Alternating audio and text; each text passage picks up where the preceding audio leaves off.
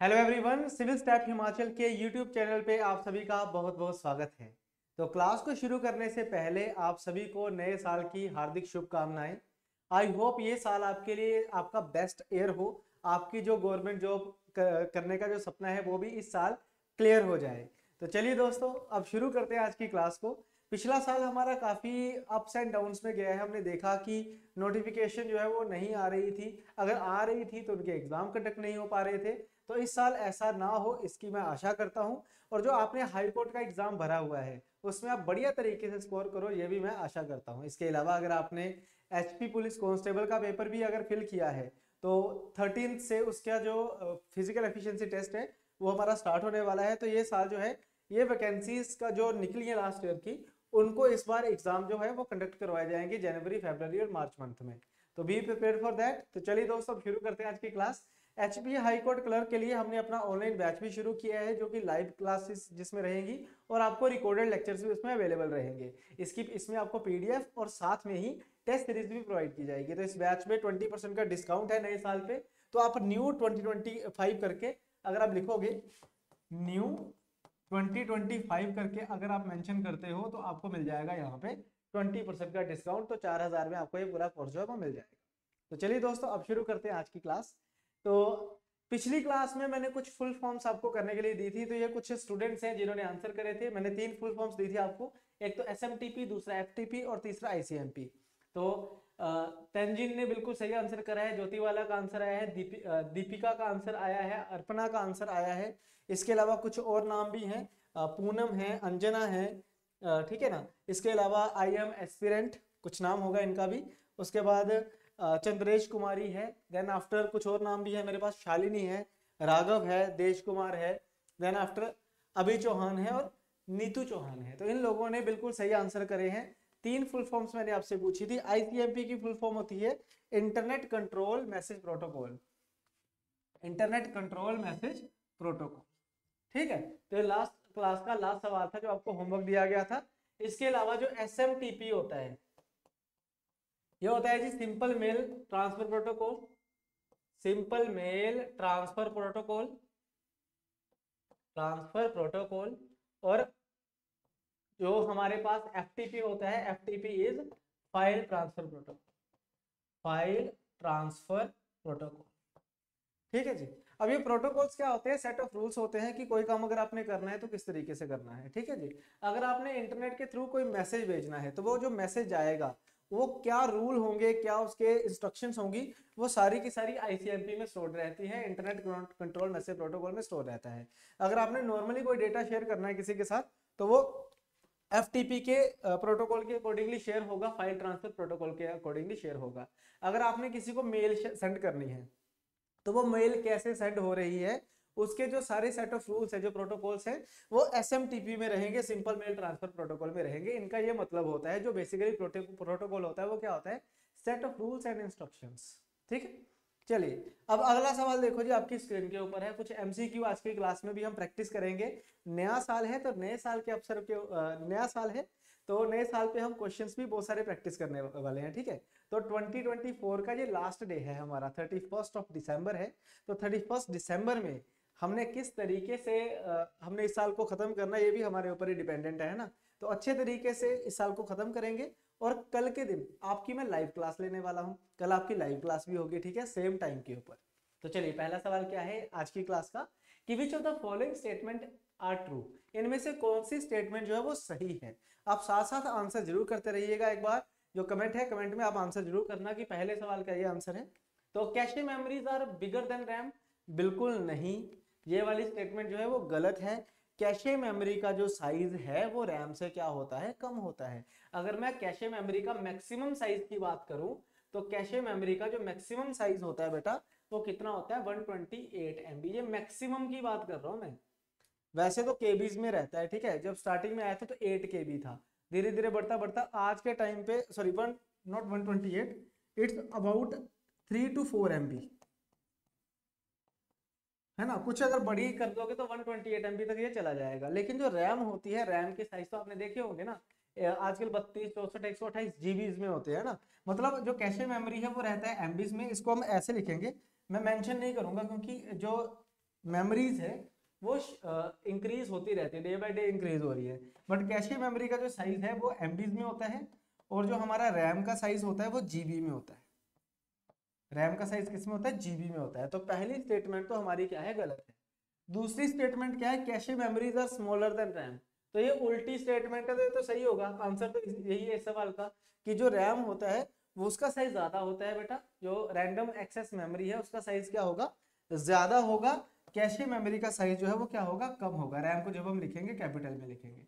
उसके बाद थर्ड क्या है? रोम इज फास्टर देन रैम। बिल्कुल नहीं, रोम जो है वो स्लोअर होती है रैम से।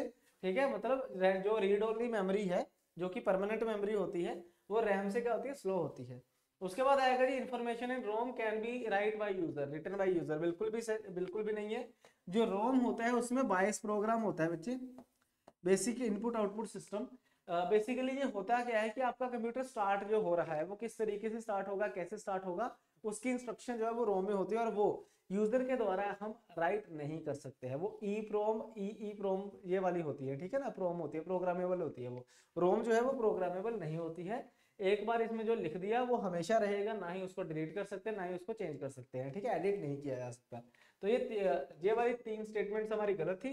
सेकंड वाली सही है, तो सेकंड वाले पे मैंने टिक लगा दिया। अगला सवाल देखिए। अब देखो, जो सवाल कंप्यूटर के होते हैं उनके ऑप्शन भी एक सवाल होते हैं। मतलब अगर आपको मैं 15 सवाल करवा रहा हूँ तो वो 60 सवाल है, 4 ऑप्शंस भी तो हैं। ठीक है ना। तो कितना आएगा हमारे पास नेक्स्ट क्वेश्चन का? विच of the following is true about assembly language. ये असेंबली लैंग्वेज जो थी, अब ये असेंबली लैंग्वेज जो है वो सेकंड जनरेशन में आई थी। ठीक है, जनरेशन पता होना चाहिए आपको। सेकंड जनरेशन में असेंबली लैंग्वेज आई थी। अब आपको बोला गया है कि जो हमारी असेंबली लैंग्वेज है वो कौन सी लैंग्वेज है। ठीक है, तो पहला क्या है? It is an object oriented programming language. क्या ये ऑब्जेक्ट ओरिएंटेड प्रोग्राम लैंग्वेज है? तो बिल्कुल भी नहीं है। ठीक है, नॉर्मल प्रोग्रामिंग के लिए थी ये। It is a high level programming language. बिल्कुल भी नहीं, इसको हाई लेवल प्रोग्रामिंग लैंग्वेज नहीं बोलते हैं। असेंबली लैंग्वेज के बाद आई थी हाई लेवल लैंग्वेज। ठीक है, उसके बाद it is a language for assembling computers. बिल्कुल भी नहीं है भाई, कंप्यूटर को असेंबल करने वाली लैंग्वेज नहीं होती। ठीक है, असेंबली लैंग्वेज को हम लो लेवल प्रोग्रामिंग लैंग्वेज भी बोल सकते हैं। ठीक है, अगर आपसे जैसे हाई लेवल लैंग्वेज क्या होती है हमारे पास, सी, सी प्लस प्लस, जावा, ओरेकल, पीएचपी, डॉट नेट वगैरह। ठीक है, ऐसे ही अगर मैं आपसे पूछूं लो लेवल लैंग्वेज क्या होगी, तो लो लेवल लैंग्वेज में एक तो मशीन लैंग्वेज आएगी, मशीन लैंग्वेज आएगी, और दूसरी असेंबली लैंग्वेज आ जाएगी। दूसरी क्या आएगी हमारे पास? असेंबली लैंग्वेज जो है वो आ जाएगी। समझ आ गया सभी को ये चीज जी? पहली आएगी मशीन लेवल लैंग्वेज, दूसरी आ जाएगी हमारे पास असेंबली लैंग्वेज। ठीक है, तो लो लेवल लैंग्वेज हम इसको बोल देते हैं। अगला सवाल है हमारे पास कि जो वोम है इसका मतलब क्या होता है जी? देखो, अगर तो ऐसे लिखा हो वोम स्मॉल में, तो ये एक वायरस होता है। ठीक है, ये वाला वोम अगर स्मॉल में लिखा है तो ये क्या होता है? एक वायरस होता है जो क्या करता है? मल्टीपल कॉपीज बनाता है। ठीक है, अगर आपने देखा होगा कभी आपके लैपटॉप में ना किसी एक चीज की कॉपीज बनना शुरू होगी, मल्टीपल कॉपीज बनना शुरू हो गई हैं, तो वो कौन करता है? कौन सा वायरस होता है वो हमारे पास? वोम। उसे हम वोम बोल देते हैं। लेकिन अगर कैपिटल में लिखा है तो ये वोम क्या है? WORM है। तो इसकी फुल फॉर्म होगी, अगर कोई भी चीज आप कैपिटल में लिखते हो तो उसकी कोई ना कोई फुल फॉर्म होती है। तो इसकी फुल फॉर्म क्या होती है हमारे पास? Write once read many. कि इसको एक जिस स्टोरेज डिवाइस को, जिस मेमोरी को एक बार लिखा जाए और बहुत बार पढ़ा जाए, उसे हम क्या बोलेंगे? वोम बोलेंगे। राइट वंस रीड मैनी, बाकी और कुछ भी नहीं है। बाकी तो ऐसे ही ऑप्शंस बनाई हुई हैं कि wanted once read memory, wanted original read memory, ऐसे रैंडमली लिखा है, इसका कोई मतलब नहीं है। ठीक है, मतलब सिर्फ इसका है write once read many. Clear? तो आई होप ये चीज भी आपको अच्छे तरीके से समझ आ गई होगी।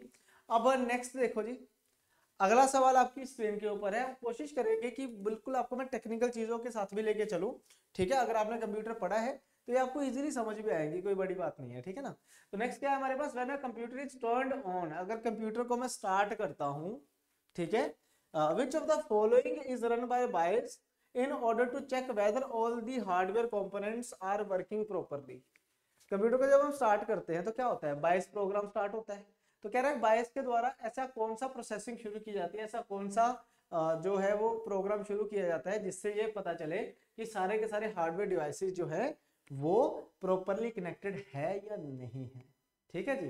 तो इसका आंसर बताने से पहले मैं आपको एक रिक्वेस्ट करना चाहूंगा कि अगर आपको ये वीडियोस अच्छी लग रही हैं तो वीडियो को लाइक जरूर करिएगा, ठीक है। सभी स्टूडेंट्स एक बार वीडियो को लाइक कर दीजिएगा। अगर आप नए हैं तो चैनल को सब्सक्राइब जरूर करिएगा, ठीक है। अब देखो बात करेंगे, सबसे पहली ऑप्शन है बूटिंग की। बूटिंग का मतलब क्या होता है? कंप्यूटर को स्टार्ट करना, है ना। ये जो बायस प्रोग्राम रन हो रहा है, ये क्या हो रहा है? बूटिंग हो रही है ना। बेसिकली बूटिंग एक ब्रॉड टर्म है। कंप्यूटर को स्टार्ट करने को क्या बोला जाता है? बूटिंग कहा जाता है। बूटिंग कोई प्रोग्राम नहीं होता है। बूटिंग क्या होता है? कंप्यूटर को स्टार्ट करना। तो ये आंसर नहीं होगा। उसके बाद आएगा वार्म बूटिंग। वार्म बूटिंग क्या होता है? कंप्यूटर को रीस्टार्ट करना। इसका मतलब होता है रीस्टार्ट करना, ठीक है। तो ये भी आंसर नहीं होगा, ये कोई प्रोग्राम नहीं है। कोल्ड बूट होता है नॉर्मल स्टार्ट करना। जैसे बूटिंग है वो दो तरह की होती है, वार्म बूट और कोल्ड बूट। कोल्ड बूट मतलब नॉर्मल जब आप स्टार्ट कर रहे हो, या पहली बार स्टार्टिंग में अगर आप स्टार्ट कर रहे हो तो उसे क्या बोलेंगे? कोल्ड बूट बोलेंगे। अगर आप कंप्यूटर चल रहा है, आपने उसको रीस्टार्ट किया तो क्या होगा? वार्म बूट होगा, ठीक है ना। तो ये तीनों आंसर नहीं होंगे। आंसर होगा इसका पोस्ट। इसको पोस्ट बोला जाता है, पावर ऑन सेल्फ टेस्ट। कई बार फुल फॉर्म आ जाती है कि पोस्ट की फुल फॉर्म क्या होती है, तो पावर ऑन सेल्फ टेस्ट। जब भी हम बूटिंग करते हैं, मतलब कंप्यूटर को स्टार्ट करते हैं, तो बायस प्रोग्राम रन होता है ना। तो बायस में जो बेसिक इनपुट आउटपुट सिस्टम है, उसमें एक प्रोग्राम होता है post, power on self test, जो क्या करता है? ये चेक करता है कि सारे के सारे हार्डवेयर डिवाइसेस जो हैं वो प्रॉपरली कनेक्ट है या नहीं है। समझ आ रहा है सभी को जी? बताओ, ये चीज क्लियर होगी ना। नेक्स्ट देखो जी, अगला सवाल आपकी स्क्रीन के ऊपर है। इसमें क्या बोला गया है कि a commonly used graphic format for the web is, ठीक है। तो कॉमनली यूज्ड, अब चलो ये सवाल मैं आपको बाद में कराता हूँ, बाद में पूछूंगा। ये वैसे होमवर्क देना था मुझे, लास्ट में फिर से आएगा फिर से, ठीक है। नेक्स्ट है हमारे पास, what are responsible for storing permanent data and instructions. इनमें से कौन सा है डेटा है जो ये दिखाता है कि भाई डेटा जो है वो परमानेंटली स्टोर्ड है? इनमें से कौन सा चिप है ऐसी? तो सबसे पहले रैम। रैम बेटा वोलाटाइल मेमोरी होती है, जिसे हम क्या बोल देते हैं? नॉट परमानेंट, ठीक है। उसके बाद आता है डी रैम। डी रैम जो है it is a part of RAM. RAM की दो दो टाइप्स होती है, डी रैम और एस रैम, यानी कि डायनामिक रैंडम एक्सेस मेमोरी और स्टैटिक रैंडम एक्सेस मेमोरी। तो ये भी आंसर नहीं होगा क्योंकि ये भी वोलेटाइल होगी। अब अगर मैं रोम की बात करूं तो रोम क्या करती है जी? परमानेंट डेटा स्टोर करती है जी। इसमें क्या होता है? बायस प्रोग्राम होता है कि नहीं? अभी पढ़ के हटे हैं हम जो, ये जो अभी पढ़ के हटे हैं कि ये जो बायस प्रोग्राम रन हो रहा है, ये कहाँ स्टोर होता है? ये स्टोर होता है रोम में। और ये परमानेंट मेमोरी होती है। इसको आप क्या बोल सकते हो? Non volatile memory. Non volatile memory, या फिर इसको हम क्या बोल देते हैं कि ये हमारी एक परमानेंट मेमोरी है। नॉन वोलाटाइल मेमोरी भी बोल सकते हो, परमानेंट मेमोरी भी आप इसको बोल सकते हो। अगला सवाल देखो जी, ये सवाल बड़ा आसान है वैसे, ठीक है। आपको बोला गया artificial intelligence is associated with which generation. जो आर्टिफिशियल इंटेलिजेंस है वो कौन सी कंप्यूटर की जनरेशन के साथ एसोसिएशन में है, एसोसिएटेड है? तो आंसर आएगा इसका बेटा हमारे पास फिफ्थ जनरेशन। इस सवाल का आंसर वैसे फिफ्थ जनरेशन है, लेकिन फिफ्थ से पहले फोर्थ जनरेशन भी है, थर्ड भी है, सेकंड भी है, फर्स्ट भी है, ठीक है। तो वो भी एक बार देख लेते हैं। इसमें फर्स्ट जनरेशन नहीं है, फर्स्ट जनरेशन का नहीं लिखा हुआ। तो मैं चाहूंगा कि जब ये वीडियो खत्म होगी ना, तो कमेंट सेक्शन में सभी लिखेंगे कि पहली जनरेशन के जो कंप्यूटर थे उस पे क्या सर्किटरी यूज की जाती थी। जैसे फिफ्थ जनरेशन में एआई आ गया, थर्ड जनरेशन में थी हमारे पास इंटीग्रेटेड सर्किट्स, आईसी जिसे हम बोल देते हैं, इंटीग्रेटेड सर्किट्स, ठीक है। सेकेंड जनरेशन में थे ट्रांजिस्टर्स, ट्रांजिस्टर्स, ठीक है। फोर्थ जनरेशन जो अभी भी चल रही है, अभी आपके जो कंप्यूटर है वो फोर्थ जनरेशन के, ठीक है, क्योंकि अभी एआई उसमें नहीं आया होगा ऑब्वियसली। जो नॉर्मल कंप्यूटर है वो फोर्थ जनरेशन पे अभी भी। इसमें यूज होते हैं जी माइक्रो प्रोसेसर्स, माइक्रो प्रोसेसर। जैसे आपके लैपटॉप में i5 होगा, i7 होगा, i3 होगा, ये क्या है? माइक्रो प्रोसेसर है जो इंटेल के हैं, ठीक है ना। और ये किस टेक्नोलॉजी पे काम करते हैं? VLSI, यानी कि very large scale integration, very large scale integration, integration. अब आपने मुझे कमेंट सेक्शन में बताना है, जब ये वीडियो खत्म होगी ना, कमेंट सभी लिखेंगे, फिर मैं अगली क्लास में सबके नाम लूंगा कि कौन कौन ऐसे स्टूडेंट है जिन्होंने बताया फर्स्ट जनरेशन में कौन सा सर्किट यूज होता था, ठीक है। आपने कमेंट्स में बताना है। अगला सवाल देखो जी, बड़ा अच्छा सवाल है ये तो। ये तो सवाल ही बहुत बेस्ट सवाल है, ठीक है। इसमें क्या बोला गया है कि what is a specialised software program that allows input and output devices to communicate with the rest of the computer system. इनमें से ऐसा कौन सा प्रोग्राम है जो कि ये बताता है कि भाई जो भी हमने हार्डवेयर डिवाइस लगाया है, चाहे वो इनपुट डिवाइस है चाहे वो आउटपुट डिवाइस है, वो बाकी कंप्यूटर के साथ कैसे कम्युनिकेट करेगा, वो कम्युनिकेशन इस्टेब्लिश बताओ इनमें से कौन सा सॉफ्टवेयर करता है। जैसे एग्जांपल के तौर पे मेरे पास एक कंप्यूटर है, ये मेरे पास एक कंप्यूटर है, इसके साथ मैंने एक प्रिंटर लगा दिया, प्रिंटर और ये कंप्यूटर है। अब मैंने इसको इसके साथ अटैच कर दिया, तो कंप्यूटर को कैसे पता चलेगा कि ये प्रिंटर है, ये प्रिंट करता है, स्कैन करता है, फोटो कॉपियां निकाल देगा, कंप्यूटर को कैसे पता चलेगा? तो मुझे कुछ ना कुछ कंप्यूटर को बताना पड़ेगा ना। तो मैं क्या करूंगा, कंप्यूटर को इसका प्रोग्राम बताऊंगा, ठीक है, कि इस ये क्या क्या काम करता है, क्या क्या इसमें प्रोग्रामिंग हो रखी है ना। और वो कैसे बताऊंगा, इसका जो ड्राइवर होगा, इस पर्टिकुलर सिस्टम का जो ड्राइवर होगा, इस पर्टिकुलर डिवाइस का जो ड्राइवर होगा, मैं इसमें वो इंस्टॉल कर दूंगा। जो ड्राइवर होता है बेसिकली वो क्या होता है, सॉफ्टवेयर होता है उस पर्टिकुलर हार्डवेयर का, कि वो हार्डवेयर कैसे काम करता है, वो कंप्यूटर को कैसे पता चलेगा, वो उसके डिवाइस के ड्राइवर से पता चलेगा। हम कहते हैं ना कि ड्राइवर्स इंस्टॉल नहीं है। या कभी आप ऐसा करना, जो आपकी पेन ड्राइव होती है ना, पेन ड्राइव को अपने कंप्यूटर में लगाना, तो आप देखोगे राइट साइड पे नीचे ना प्रोसेसिंग होती है थोड़ी सी, फिर आप लिखा आता है कि this device is ready to use, है ना। बट ये जो प्रोसेसिंग हुई थोड़ी सी 1 2 3 सेकंड की, इसमें हुआ क्या, वो जो पेन ड्राइव थी उसका जो ड्राइवर था वो इंस्टॉल हुआ पहले कंप्यूटर में। कंप्यूटर को बताया गया है पेन ड्राइव के ड्राइवर के द्वारा कि ये जो पेन ड्राइव है ये स्टोरेज डिवाइस है। नहीं तो कंप्यूटर को क्या पता कि क्या है। एक ही तो यूएसबी पोर्ट होता है, उसमें आप अपने हेडफोन भी लगा देते हो, उसमें आप अपना कुछ भी लगा रहे हो ना, डोंगल लगा रहे हो, उसकी इंटरनेट की डोंगल लग जाते हैं, कुछ भी लग जाता है उसमें, है ना। तो कंप्यूटर को कैसे पता चलेगा, ड्राइवर इंस्टॉल होता है तो पता चलता है कि कंप्यूटर की ये काम करना है। वायरलेस माउस है तो उसकी वो लगती है जब, तो उसके अंदर ड्राइवर भी होता है, तो इंस्टॉल करता है पहले वो, तभी तो पता चलेगा ना कि ये माउस है। समझ आ गया ना। चलिए अगला सवाल देखो जी। अगले सवाल का मतलब देखो जी, क्या कह रहा है वो हमसे कि what is periodically adding changing and deleting file records called. अगर आप पीरियोडिकली मतलब टाइम टू टाइम, अगर आप कोई भी फाइल है, कोई भी रिकॉर्ड है, उसको आप ऐड कर रहे हो, चेंज कर रहे हो, डिलीट कर रहे हो, एडिट कर रहे हो, इंसर्ट कर रहे हो कुछ, तो इस प्रोसेस को हम क्या बोलेंगे। ठीक है, तो 4 ऑप्शन है बच्चे, चारों को एक बार समझते हैं क्या होता है। सबसे पहले बात करेंगे रीन्यू की। रीन्यू का मतलब क्या होता है कि आपने कोई सब्सक्रिप्शन लिया 1 साल का, और वो सब्सक्रिप्शन क्या हो गया, एक्सपायर हो गया। आप क्या कराओगे उसको, फिर रीन्यू करवाओगे, मतलब कुछ ऐड माइनस नहीं करोगे, एडिट नहीं करोगे, एक्सपायर हो चुका था आपने उसको रीन्यू करवा दिया। तो ये आंसर तो नहीं होगा हमारा। ठीक है, उसके बाद रिकंस्ट्रक्टिंग क्या होता है कि फिर से कोई चीज बनानी, फिर से कोई स्क्रैच से कोई चीज बनाना, तो आंसर ये भी नहीं होगा। 2 ऑप्शन है, एक होता है अपडेटिंग, एक होता है अपग्रेडिंग। अब एग्जांपल समझना, आंसर फिर आप खुद देना। मेरे पास क्या है, विंडोज 10 है, एग्जांपल लेके चल रहा हूँ कि मेरे लैपटॉप में विंडो 10 है। ठीक है, अब उस विंडोज को में कुछ बग आ गया, इस विंडो में क्या हुआ, कुछ बग आया, तो मैं बग को ठीक करने के लिए क्या करूंगा जी। अगर मुझे इस बग को ठीक करना है तो मैं इस विंडो को क्या करूंगा, अपडेट करूंगा, है ना, जिसमें बग जो है वो ठीक हो गए होंगे। बग का मतलब होता है कि कोई भी जो कह लो एरर, एरर को बोला जाता है बग। ठीक है, तो बग को अगर मुझे फिक्स करना है तो मैं क्या करूंगा, उसको अपडेट करूंगा। ठीक है, उसी प्रकार से अगर मैं चाहता हूँ कि यार मुझे विंडो 10 नहीं चाहिए, मुझे चाहिए विंडो 11, तो मैं क्या करूंगा, विंडो 10 हटा दूंगा, विंडो 10 की जगह पे कहाँ पे आ जाऊंगा, विंडोज 11 पे आ जाऊंगा। विंडोज 11 पे आ जाऊंगा। देखो 2 तरीके होते हैं कि नहीं, कि मान लो अगर मेरी विंडो में बहुत एरर आ रही है, तो पहला तरीका है कि मैं विंडो को अपडेट करूंगा, या फिर मैं चाहूंगा कि यार मुझे चाहिए ही नहीं है, मुझे विंडो 11 चाहिए यहाँ पे। ठीक है ना, तो अगर मैं विंडो 10 से विंडो 11 पे शिफ्ट कर रहा हूँ, मतलब पुरानी विंडो छोड़ दी, नई विंडो पे अगर मैं आ गया हूं, तो उसे कहा जाता है जी अपग्रेड करना। उसे क्या बोला जाता है, अपग्रेड करना। अपग्रेडिंग का मतलब समझ गया ना क्या होता है। जैसे मान लो मेरे पास आईफोन 6 है, मैं चाहता हूँ कि नहीं मुझे आईफोन 15 चाहिए, तो आईफोन 6 से मैं आईफोन 15 पे आया, तो मैंने अपग्रेड किया है।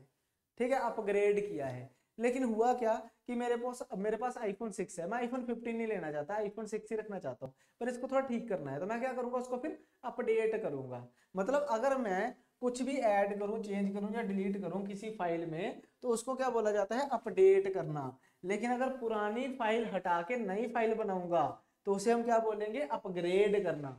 अपग्रेड और अपडेट में जो डिफरेंस है वो आपको समझ आना चाहिए, क्योंकि ये चीजें यूज आ जाती हैं, इसके ऊपर सवाल जो है वो बन जाते हैं। ठीक है, अगला सवाल देखो जी। अब ये थोड़ा स्टैटिक सवाल है। आपको बोला गया है कि जो जावा है, ठीक है, जावा जो है वो, जावा क्या है, लैंग्वेज है, कोडिंग लैंग्वेज है। तो आपको बोला गया कि किसने बनाई थी, कौन सी ऑर्गेनाइजेशन ने इसको बनाया था। ठीक है, तो मान लो अगर आपको नहीं भी पता ना, तो थोड़ा बहुत मैं आपको आइडिया देता हूँ। जो माइक्रोसॉफ्ट है, माइक्रोसॉफ्ट जो कंपनी है उसका मेन काम क्या है, ऑपरेटिंग सिस्टम बनाना। ऑपरेटिंग सिस्टम बनाती है जी माइक्रोसॉफ्ट, जो मेन काम है, मेन काम की बात कर रहा हूं मैं। ठीक है, इंटेल का काम क्या है, माइक्रो प्रोसेसर्स बनाना। माइक्रो प्रोसेसर बनाना, इवन जो सबसे पहला माइक्रो प्रोसेसर था ना, वो भी किसने बनाया था, इंटेल ने बनाया था। जो इंटेल 4004 के नाम से जाना गया, ये पहला प्रोसेसर था, फर्स्ट माइक्रो प्रोसेसर था जो बनाया गया था। आईबीएम जो है वो क्या है, इंटरनेशनल बिजनेस मशीन्स। इसका जो मेन काम होता है वो कंप्यूटर डिवाइस बनाना होता है। बड़े बड़े कंप्यूटर जो है वो आईबीएम के द्वारा बनाए जाते हैं। तो बची क्या, सन माइक्रो सिस्टम, तो इसने बनाई थी जी जावा। सन माइक्रो सिस्टम ने क्या बनाई थी, जावा बनाई थी। अब यहाँ से एक सवाल, ठीक है, कमेंट सेक्शन में सबने देना है। ठीक है, कि जो इंटेल 404 है, 4004 है, ये जो माइक्रो प्रोसेसर है, इसको किसने बनाया था। ठीक है, इसका जो मेकर है वो कौन है, इसका मेकर कौन है, इसको किसने बनाया, किसने था इस प्रोसेसर को। ठीक है, हु इन्वेंटेड इट। ठीक है, इसको कमेंट सेक्शन में सबने आंसर करना है। ठीक है, बड़ा अच्छा नाम है इसका। चलिए अगला सवाल देखो जी, आपकी स्क्रीन के ऊपर है।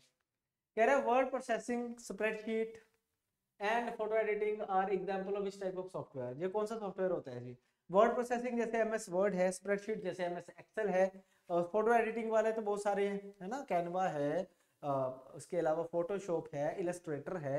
ये सारे क्या है, फोटो एडिटिंग सॉफ्टवेयर है। तो ये कौन सी टाइप ऑफ सॉफ्टवेयर है। तो बेटा ये तो बड़ा आसान सवाल था, मुझे लगता है आप इसका आंसर इजीली कर दोगे। एप्लीकेशन सॉफ्टवेयर इसका सही उत्तर है भाई। ठीक है, सिस्टम सॉफ्टवेयर क्या होता है, जो सिस्टम को चाहिए होता है। ये तीन तरह का होता है सिस्टम सॉफ्टवेयर। एक आ गया जी ऑपरेटिंग सिस्टम, एक होते हैं जी यूटिलिटी सॉफ्टवेयर्स, और एक होते हैं लैंग्वेज सॉफ्टवेयर्स। लैंग्वेज प्रोसेसर जैसे कंपाइलर, इंटरप्रेटर और असेंबलर होते हैं, वो सिस्टम सॉफ्टवेयर का पार्ट होते हैं। प्लेटफॉर्म सॉफ्टवेयर कुछ नहीं होता, वैसे प्लेटफॉर्म हम बोल देते हैं ऑपरेटिंग सिस्टम को, कि एक प्लेटफॉर्म देता है एप्लीकेशन सॉफ्टवेयर को, ऐसा कुछ कुछ प्लेटफॉर्म सॉफ्टवेयर नहीं होता है। ठीक है, चलिए अब नेक्स्ट देखो जी।